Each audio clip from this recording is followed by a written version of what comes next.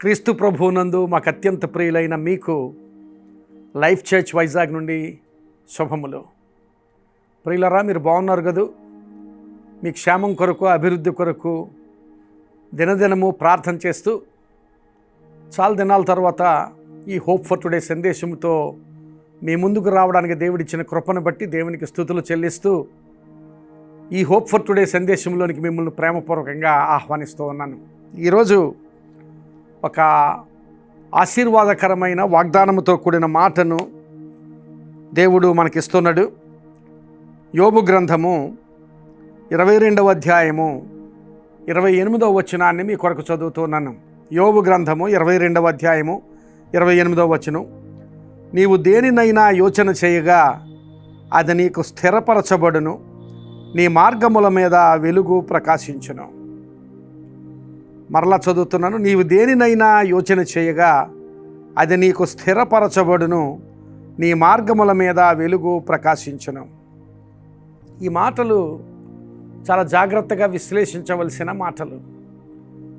ఎందుకంటే యోబుతో ఈ మాటలు ఒక విమర్శకుడు వంటి స్నేహితుడు మాట్లాడుతున్నాడు. ఎలీఫెజు అనే స్నేహితుడు యోబు జీవితం గురించి విమర్శ చేస్తూ, యోబు మీద నిందారోపణ చేస్తూ, తప్పుడు నిందలు ఆరోపిస్తూ అధ్యాయమంతా మొదటి 20 వచనాలు మాట్లాడాడు.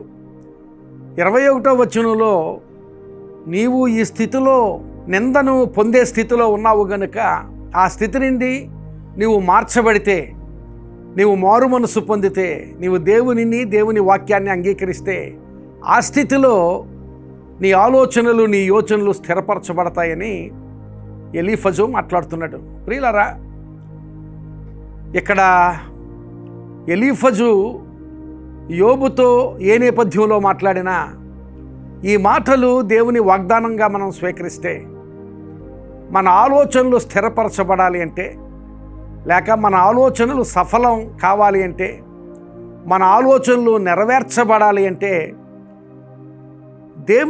దేవుని సన్నిధిలో యోగ్యమైన జీవితం జీవిస్తూ మన ఆలోచనలు చేస్తే ఆలోచనలు సఫలమవుతాయని దేవుని వాక్యం మాట్లాడుతూ ఉంది.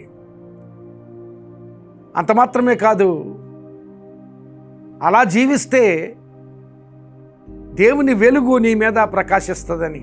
దేవుని వెలుగు ప్రకాశించడం అంటే నీవు ఎలాంటి ప్రయత్నాలు చేస్తున్నా నీ మార్గం సరళమవుతుంది. ఒకవేళ నీకు ఏ మార్గం కనిపించడం లేదు అనిపించే స్థితిలో నీవు ఉండొచ్చు. ఏమాత్రం కూడా నాకు దిక్కుతోచడం లేదు అనుకునే స్థితిలో నీవు ఉండొచ్చు. అలాంటి స్థితిలో సహితము మార్గాన్ని సరళం చేసి మార్గాన్ని చూపిస్తాడు దేవుడు అనే వాగ్దానం అక్కడ దేవుని వాక్యంలో మనకు గోచరిస్తోంది. ప్రియులారా, గమనించాలి. దేవునికి అనుకూలమైన జీవితంగా మన జీవితాలు మలుచుకొని దేవుని సన్నిధిలో యోచన చేస్తే, దేవుని సన్నిధిలో ఆలోచన చేస్తే ఆలోచనలు స్థిరపరచబడతాయి, ఆశీర్వదించబడతాయి, ఆలోచనలు సఫలమవుతాయి. తప్పిపోయిన కుమారుని ఉపమానం మనకు తెలుసు. తప్పిపోయిన కుమారుడు తప్పిపోయిన తరువాత చాలా హీనమైన స్థితికి పడిపోయి ఆ స్థితిలో తన హృదయాన్ని మార్చుకున్నాడు. అతనికి బుద్ధి వచ్చినప్పుడు అని వాక్యంలో రాయబడింది. హృదయాన్ని మార్చుకున్నాడు. మార్చుకున్న తర్వాత ఆ మార్చుకున్న హృదయం మార్చుకున్నట్లుగానే ఉంచుకోలేదో, ఆ మారిన స్థితిలో క్రియ జరిగించాడు. మన జీవితాల్లో మన ఆలోచనలు స్థిరపరచబడాలి అంటే ముఖ్యంగా మొట్టమొదటిగా దేవునితో అనుసంధానం చేయబడాలి. దేవునికి అనుకూలమైన జీవితంగా మార్చబడాలి. దేవునికి అనుకూలంగా మనం తిరిగి ఆ స్థితిలో మనం ఆలోచన చేస్తే, మనం యోచన చేస్తే, మనం ప్రణాళికలు చేస్తే వాటన్నిటిలో సఫలత, వాటన్నిటిలో ఆశీర్వాదం మనం చూస్తాం. అంత మాత్రమే కాదు, ఎక్కడైతే మార్గాలు మూసుకొని పోయాయి అనిపిస్తాయో అక్కడ దేవుడు మార్గాలను తెరిచి తన వెలుగును ప్రకాశింపచేసి మార్గాలను చూపిస్తాడు దేవుడు. తప్పిపోయిన కుమారుడు బుద్ధి వచ్చింది, నా తండ్రి ఇంట్లో అనేక మంది సేవకులు ఉన్నారు, నాకంటే వాళ్ళు మెరుగుగా ఉన్నారు, నేను అక్కడికి వెళ్తే బాగుంటుంది అనుకున్న స్థితిలో మరలా తిరిగి లేచి తండ్రి దగ్గరికి వెళ్ళాడు. ఈ దినాన్ని అలాంటి వాక్య నియమాన్ని ఇప్పుడు మనం చదువుకున్న వాక్యం మన ముందు ఉంచుతోంది.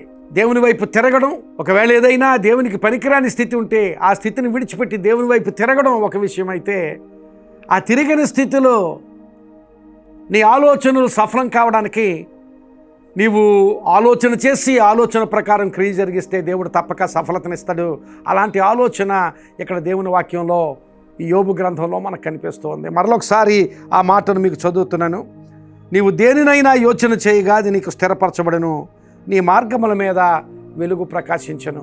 ఈరోజు ఆ వాక్యం నీ జీవితంలో స్థిరపడాలి అంటే, ఆ వాక్యం నీ జీవితంలో నెరవేరాలి అంటే, ఒకవేళ దేవునికి పనికిరాని స్థితి ఏదైనా ఉంటే ఆ స్థితిని విడిచిపెట్టి దేవుని సన్నిధిలో ఒప్పుకొని ఆ స్థితిలో నువ్వు యోచన చేస్తే, నువ్వు ప్రణాళిక చేస్తే, నువ్వు ఆలోచన చేస్తే ఆలోచనలన్నీ సఫలపరుస్తాడు దేవుడు. అలాంటి సఫలత నీవు పొందుకొనగలిగేటట్లుగా దేవుడు నిన్ను, నీ కుటుంబాన్ని ఆశీర్వదించునుగాక. ప్రార్థన చేసుకుందాం. కృపగలిగిన మా తండ్రి, పరిశుద్ధుడా, ఈ మాటలు మాకు వినిపింపచేసినందుకు మీకు స్తోత్రాలు చెల్లిస్తున్నాం. ప్రభా, నీ వైపు తిరిగి ప్రభా మా చెడు స్థితిగతులను విడిచిపెట్టి నీ వైపు తిరిగి ప్రభా మేము యోచన చేసి క్రియ జరిగించినట్లయితే అలాంటి స్థితిలో సఫలతను చూస్తామనే మాటను నీ వాక్యం ద్వారా మాకు తెలియపరిచినందుకు మీకు స్తోత్రాలు చెల్లిస్తున్నాం. ఈ మాటలు విన్నవారికి అందరికీ ఆశీర్వాదకరంగా ఉంచండి. వారి జీవితాల్లో వారి యోచనలు సఫలం కాగలిగేటట్లుగా నీ వైపు తిరగగలిగే అనుభవాలు వారికి దయచేసి ఆశీర్వదించుమని ప్రభువా, ఈ మాటలు విన్న వారందరి జీవితాల్లో నీ కృప చూపించి వారి అవసరతల్లో సహాయం చేయండి. వారి సమస్యలలో వారికి పరిష్కారం దయచేయండి. ప్రభువా, నీ దృష్టిలో యోగ్యమైన జీవితాలు జీవించి నీకు మహిమకరముగా బ్రతికే బ్రతుకులు దయచేసి ఆశీర్వదించుమని నీ కృపకు వారిని అప్పగించుకుంటూ యేసు నామమున అతి మిక్కిలి వినయముగా బ్రతిమలాడి వేడుకొనుచున్నాను తండ్రి. ఆమేన్. God bless you my friend. Have a great day.